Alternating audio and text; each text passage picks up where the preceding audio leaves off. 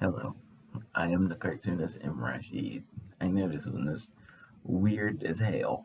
You know, it was weird when I was making it, but it was inspired from I saw a thread on Facebook where there were these a coven of white liberal atheists, and they had found this clip of this jackass, some Middle Eastern person who was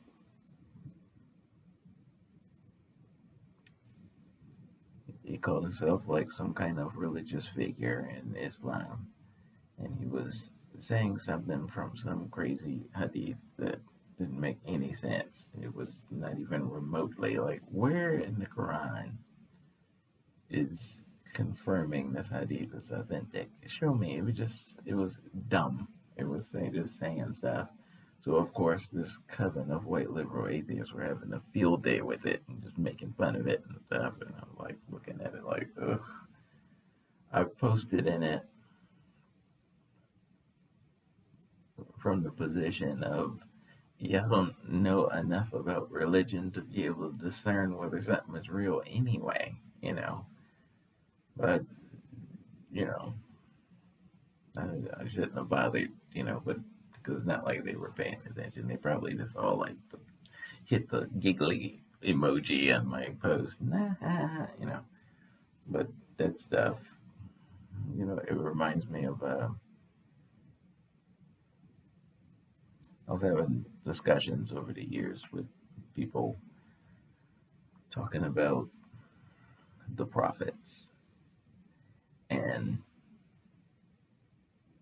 even the prophets who didn't call down fire, because sometimes the people would go overboard and then try to kill them.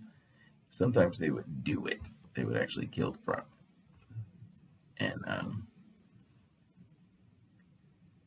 sometimes before they could seize the prophet would ask God for his help. And God would send the angels down to bust heads, you know. So get you and your little followers and don't let the sun shine on you, by the next day, because I'm sending down the head breakers to smash this community, you know, and the prophet would just move somewhere else or whatever. So, um, but even in the cases where the prophet dies of like where he dies and his handpicked heirs, his closest followers, the apostles or the companions or whoever they were, his closest inner circle of believers who had his back. Um, Once the prophet was gone, those guys would try to carry on the message.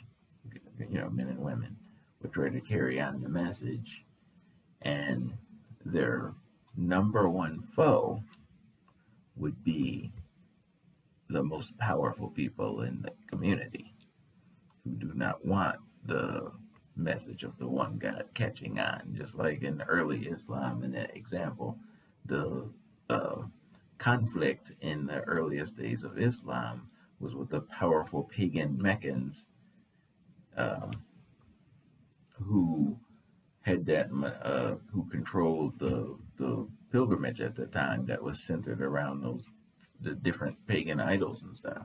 So in their thinking, if this monotheistic cult takes over, where it had like zero tolerance for paganism, if this catches on, then that means we're gonna lose revenue. We count our revenue on the 365 idols that we have in the house. So if they like take 364 of them away, then like that's money we're not gonna get. That was their reasoning and why they were attacking him.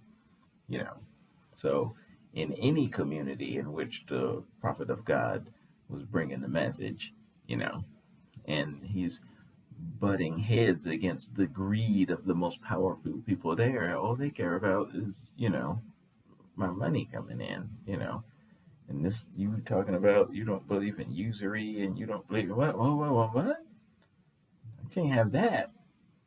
So the attack on religion and God's message has been consistent since Adam.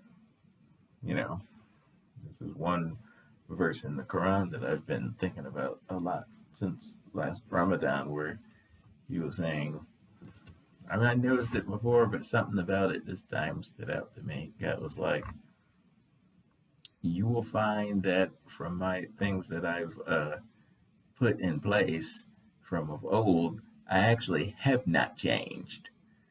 You know, I'm still, I still require certain stuff, So that's stuff, that was one of the reasons why I'm like looking at the Muslim majority countries like,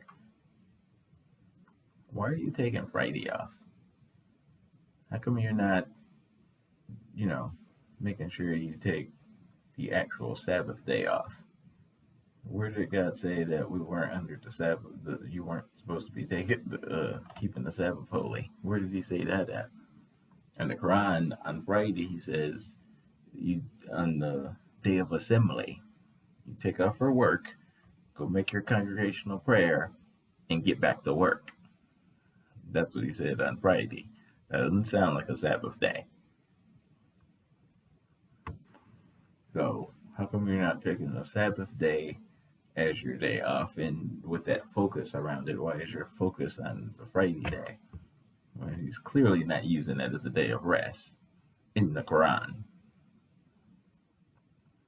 So he didn't say anything about it. He mentions the Sabbath breakers in reference to the violators from among the children of Israel of old. He mentioned it. He brought it up, and then he said, "You will find that I have not changed in my requirements," and then left it to you to like reason out. Are you studying this or not? So I'm like, okay, doing stuff. But even on top of that, there's another aspect of it, like this guy that those guys were like making fun of. I'm like, when you know that the most powerful people in the community, in your society, have a disdain for the principles of the one God, they will pretend otherwise, even in their corporate mission values and all that stuff. They'll pretend otherwise, but you can tell the way these companies move, the way corporate moves, the way the leaders and directors of corporate move, that they have a strong disdain for God and the message. So, how would it would not be? Remember the other day, a few videos ago, when I mentioned that a while ago I came across that smoking gun article that cast strong suspicion over who was actually in the Christian church allowing certain pedophile figures in on purpose and just letting them go. This isn't competent church leader decisions. This is infiltration, sabotage. The conspiracy to destroy all the world's governments and religions. It was very real. It went on for a long time. And who benefits from it? Today, the people who rule aren't the old legacy monarchies. Those are gone. If they're not gone, then they're like set to the side in impotent figurehead roles. The people who are in charge today, this is the second Gilded Age. It's the rise of the merchant class. They are in charge. Vox was resurrected. You remember the incredibly powerful original vampire squid the Dutch East India Company. So that's who rules today. And their enemy is the religions of God and those who uphold it uncompromisingly.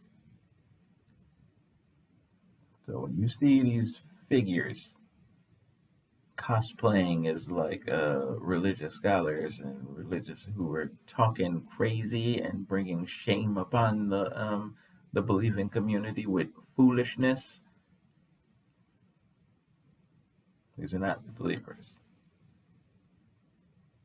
Remember in what's his name?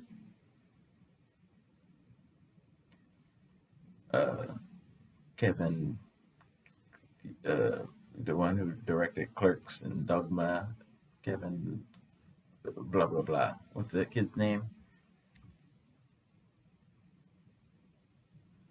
I forget his last name, but you know what I mean. The with the backwards hat and the Kevin. He was in his movie Dogma. He had the comedian George Carlin as a jaded cardinal or bishop or whatever he was in the church, and he was a fully atheist, and in that role, just meh, it's like once you don't believe, should you be in that position? Maybe they're like, well, he'll come back to the fold. He can just sit there, and I don't think once you turn, you shouldn't be in those kind of positions, and I don't believe you should have those positions. I don't think the priesthood is a thing. No one should be between you and the Lord thy God that listens to your prayers direct. You don't need to be those middleman figures.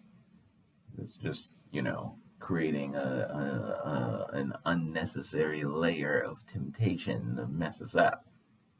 The more of these authority figures you put there over you, the worse things are liable to get, not better. Remember when the children of Israel were in saying, we want a king, and God said, what do you need a king for? My prophet is among you, Samuel, preaching my word. Just do what he says. Follow my guidance. Follow the guidance of the Lord who made you. What do you need a king for? Propping those humans up is just going to cause you issues, and they insisted upon it. So God handpicked people to be in the king role. He put his prophets there. And it's like, here, a win-win. And the second there was no longer a prophet in that role, the whole thing collapsed. You don't need a king. I am your God. Do what I told you, so that you will prosper both in this world and in the next. But people, prop those humans up, and then people are like, ooh, and no good comes from that. Right now we have these pantheon of billionaires that everybody's enamored with, and no good. You can see society unraveling as we speak, as you watch this.